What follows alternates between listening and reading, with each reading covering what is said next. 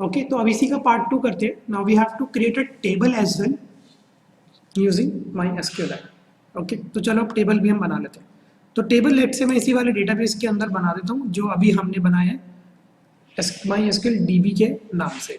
Okay तो इसी के अंदर हम एक टेबल बनाते हैं. तो here what I am going to do is आप इसी के आगे भी कंटिन्यूएशन में कर सकते हो, but let's say for this demo I am going to create a new PHP file. Okay और इस वाली फाइल का नाम देते हैं create table.php. बहुत बार ऐसा सिनेरियो आता है कि जहाँ पर आप एक ऐसी साइट बना रहे हो कि जैसे आपका यूजर रजिस्टर हो आप उसके नाम से एक टेबल बनाना चाहते हो जिसके अंदर आप उसके पर्सनल इंफॉर्मेशन को सेव कर सको.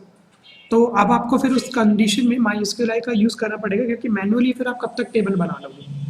ओके तो चलो सबसे पहले we will be going to create a connection string. Connection string बनाने के लिए वही मैंने यहाँ पे होस्ट स्पेसिफाई कर दिया, local host. then I'm going to make a use of my user root password अगर आपका है तो आप दे दीजिए वरना लिखना जरूरी होता है ये. And specify the name of your database as well. और डेटाबेस हम वो यूज़ करें वी जस्ट जो हमने अभी जस्ट क्रिएट किया MySQLite DB.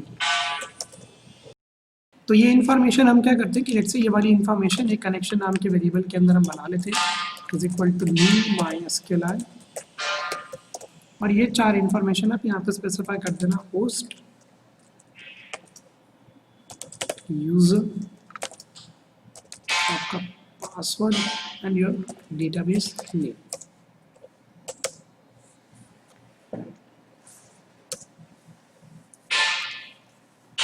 तो कनेक्शन स्ट्रिंग बनाने के बाद let's say we are going to write a query. तो क्वेरी चलो अब हम लिख देते हैं $query and here I'm going to write let's say create table. Table का नाम लेट अस से मैं रख देता हूँ demo. Okay create table demo and within this table I want some fields. पहली फील्ड मेरे को चाहिए आईडी जिसका डेटा टाइप मैंने रखा इंटीजर. इसका मैंने एक एट्रीब्यूट दे दिया प्राइमरी की और इसी के बाद मैंने यहाँ पर एक और एट्रीब्यूट दे दिया इसको ऑटो अंडरस्कोर इंक्रीमेंट. ओके तो ये कुछ इन्फॉर्मेशन मैंने यहाँ पर इसको पास कर दिया. मैंने इसको आईडी दे दिया है, इंटीजर दे दिया है, प्राइमरी की दे दिया और ऑटो इंक्रीमेंट मैंने इसको यहाँ पर दे दिया. लेट अस से दूसरी इन्फॉर्मेशन मेरे को चाहिए नेम जिसका डेटा टाइप मेरे को चाहिए टेक्स्ट. इसके बाद फाइनली हम ले लेते हैं एज जिसका मेरे को डेटा टाइप चाहिए integer. Okay on here we will be going to write let's say course text. तो this is going to be your query. तो ये क्वेरी आप एज इट इज वहाँ पर भी लिख दो, यहाँ पर भी आप एग्जीक्यूट कर सकते हो. इसके बाद what we need to do is we need to execute this query. तो let's say I want to execute this query on my connection string. तो इसके लिए मैंने इनबिल्ट फंक्शन यूज किया क्वेरी का और जो क्वेरी है वो मेरे किस वाले वेरिएबल के पास है, वो मेरी इस $query वाले वेरिएबल के पास है.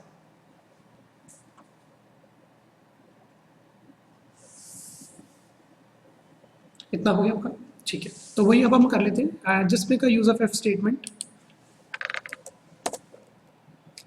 कि अगर आपके कनेक्शन के अंदर क्वेरी सक्सेसफुली एग्जीक्यूट हो जाती है. ओके अगर आपके कनेक्शन के अंदर क्वेरी सक्सेसफुली एग्जीक्यूट हो जाती है तो हम यहाँ पर एक लिख देते हैं एको. और एको के अंदर लेट्स से मैं लिख देता हूँ कि let's say table created successfully. We'll write this line. और अगर ऐसा नहीं होता बाय चांस तो तब भी आप एक बार एको लिख देना unable to create table. Okay और अगर आपको स्पेसिफिक डेफिनेशन चाहिए तो आप ये भी लिख सकते हो कि what is actually the error. तो कौन एरर, आपको एक स्पेसिफिकली एरर पता लग जाएगा कि इसकी वजह से आपका टेबल नहीं बन पा रहा. ओके और at the and it is a good practice कि अगर आप कनेक्शन को क्लोज करा दो, नहीं लिखोगे तो भी कोई इशू नहीं है. तो I am just going to close this connection.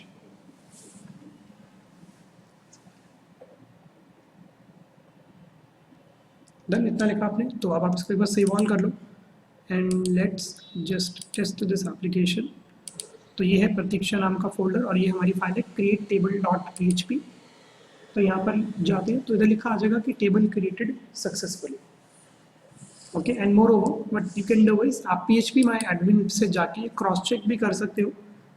तो this is going to be our database and within this database you will be going to have your table demo. और जैसे अब आप इस डेमो पे क्लिक करोगे, click on to the structure, तो वही स्ट्रक्चर यहाँ पर आ जाएगा जो आपने वहाँ पर स्पेसिफाई किया था।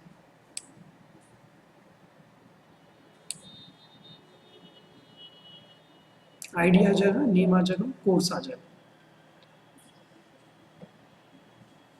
So this is how you can create a table and a database using MySQL.